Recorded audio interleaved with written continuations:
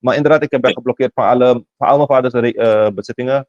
Oh Als ja? zijn voertuigen, woningen, geld, rekeningen. Hoe Ik ben dan? daar door zijn vrouw, door Melissa. Oh Die ja?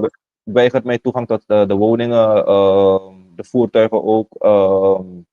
Hij had contant geld ook in de woningen. Dus ik heb geen toegang tot geen van deze dingen. Maar daarom ik ben nu bezig met een andere. Dus behalve dus mijn rechtszaak ben ik bezig met een andere zaak. Dat is dus dat ik mijn vaders testament heb opgevraagd. Ik heb eindelijk de overlijdensakte. Ik had het gepost op Facebook. Dus heel binnenkort heb ik zijn Dus, testament. Want hij had een testament. Hij heeft echt een testament gemaakt wat met zijn bezittingen gaat gebeuren. Waarin, weet je, specifiek is aangegeven. Zo'n perceel, zo'n woning gaat naar die, naar mijn zus of naar mij of naar wie dan ook. Want hij had ook heel veel neefjes in de familie. Van Flora en zo. En een paar in Den Haag met wie hij ook een goede relatie had. Dus waarschijnlijk heeft hij ook wat bezittingen op hun naam gezet. Maar goed, dat gaat allemaal duidelijk worden wanneer het testament naar buiten komt.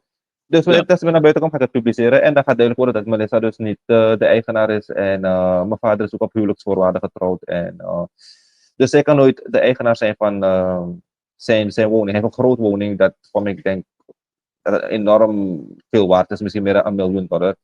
Waar hij zelf woonde, toch? Dat is dan op Ledidorp zelf. Ja, waar ik maar- wel eens ben, waar ik Ja. wel eens ben geweest. En Ja. Melissa, die doet alsof zij de koningin daar is. Maar goed, daarom zeg ik, zijn naam is een rechtsstaat, dus ik ga het op de correcte manier doen, op de wettelijke manier. Zodra ik het testament heb, dan zal ik verdere stappen ondernemen. Maar het is wel Ja. vervelend zo. Wel vervelend. Het is ook Ja. respectloos, toch? Ja. Ik kan me voorstellen. Maar meneer Zano heeft aangegeven, ik kan u alles vragen. En ik Ja. ben ook bereid om in de beperkte tijd die ons gegeven is,